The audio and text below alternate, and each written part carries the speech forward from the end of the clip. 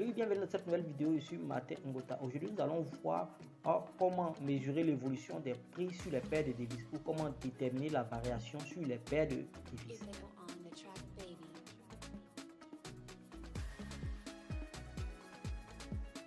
L'unité de mesure pour évaluer la variation de prix sur le forex ou sur les paires de devises est appelée PIB. Alors, qu'est-ce que le PIB? Alors, le PIB signifie pourcentage en points et représente la plus petite variation observée sur le marché du forex.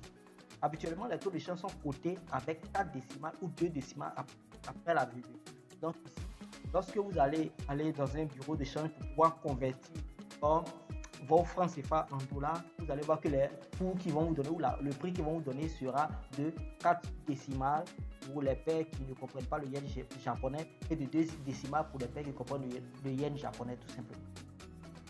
Si nous avons pour exemple la paire euro USD qui cote à 1,1235, 1,12 est appelé big figure ou les grands nombres et 35 les pics. Alors je vais prendre l'image d'une horloge. Il y a des horloges qui ont seulement que deux aiguilles.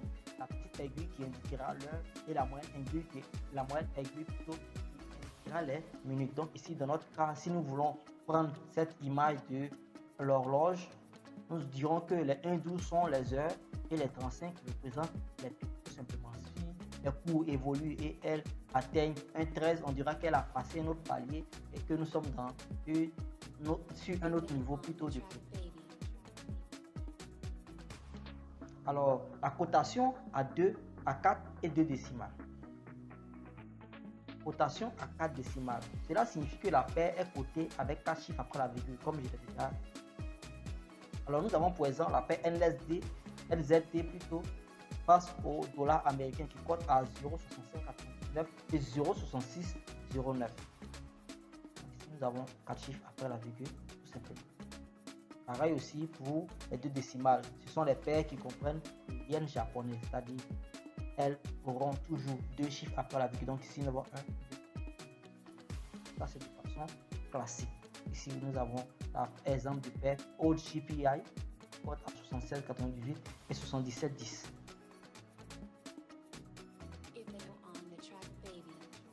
Calculons le nombre de pips dans l'exemple 1 et 2. Alors, comment lire la variation? Nous avons pour exemple la paire NZD comme le cours que nous avons vu tout à l'heure à 0,6599 au prix de l'offre et 0,6600 le prix de la demande. Donc ici, si nous achetons au prix de 0,6600 et que le cours évolue et atteint 0,6601, on dira alors que le coût a progressé de 0,001 pip ou 1 pip pour ceux qui sont un peu avancés dans la lecture des pips. Donc ici nous avons pour l'exemple de la cotation à 2 décimales. Comme je l'ai dit, ce sont les paires qui comprennent le yen japonais. Nous avons soit le 1 achat au prix de 76,80. Le coût évolue et atteint 77, on dira alors que le coût a progressé de 0,02 pips ou de 2 pips. Si vous êtes sur votre lecteur, vous pouvez appuyer sur la touche pause pour pouvoir faire l'exercice avec moi. C'est rapide, stopper pour pouvoir faire le calcul avec moi pour comprendre l'évolution des pips. Alors, cotation à 5 et 3 décimales. Ce genre de cotation, ce sont des cotations qui nous intéressent parce que ce sont le genre de cotation que vous allez croiser lorsque vous allez commencer à pratiquer du trading sur le forex. Donc ici, pourquoi cotation à 5 et 3 décimales? Alors, c'est assouplir le calcul des spreads qui est en ligne par une troisième décimale aux paires de devises et sont appelées spread ou point plutôt. Spread ou point. Donc ici le spread, qu'est-ce que le spread? Le spread c'est la différence entre l'offre et la demande. Je vais expliquer ça dans la prochaine vidéo qui vont venir. Alors, je vais prendre une horloge à 3 aiguilles. Dans le précédent exemple plutôt, j'ai pris l'horloge qui a 2 aiguilles. Ici, dans cet exemple, je vais prendre une horloge qui a 3 aiguilles. Donc on a une petite aiguille qui indique les heures, une moyenne aiguille qui indique les minutes et la grande aiguille qui indique 5 décimales. Cela signifie que la paire est cotée avec 5 chiffres après la virgule. mettre mon pointeur. Nous avons 1, 2, 3, 4, 5 chiffres après la virgule. Nous avons par exemple la paire euro-USD qui cote à 1,12 356 au prix de l'offre et 1,12 357 au prix de la demande. Comme je l'ai si bien dit, je vais vous expliquer pourquoi il y a deux prix sur les paires de devis dans une prochaine vidéo. Nous avons 5 décimales qui sont encadrées en rouge. Alors la cotation à 3 décimales, ce sont des paires qui comprennent le yen japonais. Donc ici, vous aurez toujours 3 décimales après la virgule. Donc nous avons 1, 2, 3. Nous avons la paire Old JPY qui cote à 76,971 et prix de la demande 77,981.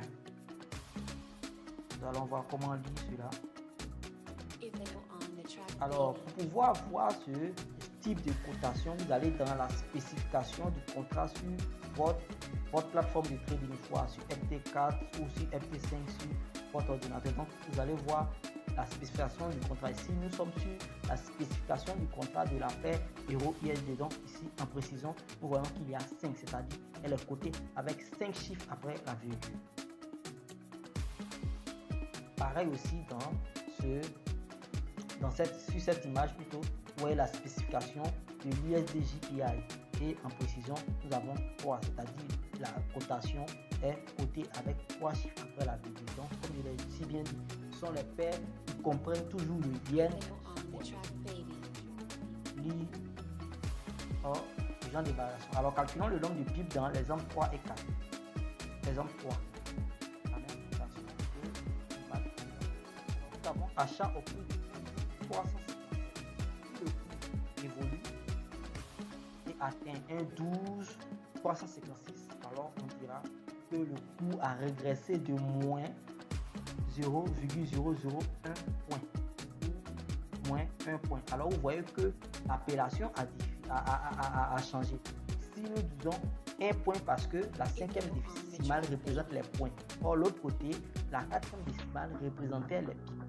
Il faut faire toujours très attention dans la lecture parce que c'est en cela que vous allez pouvoir utiliser pour calculer votre taille de position.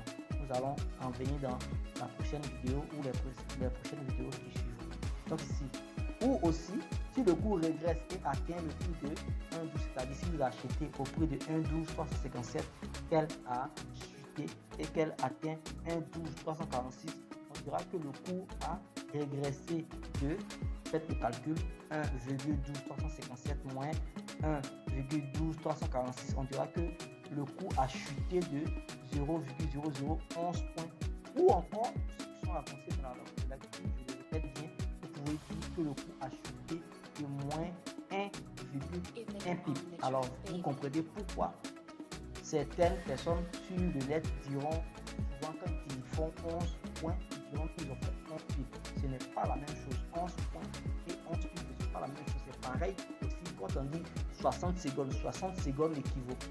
60 secondes et 60 minutes sont tout à fait différents.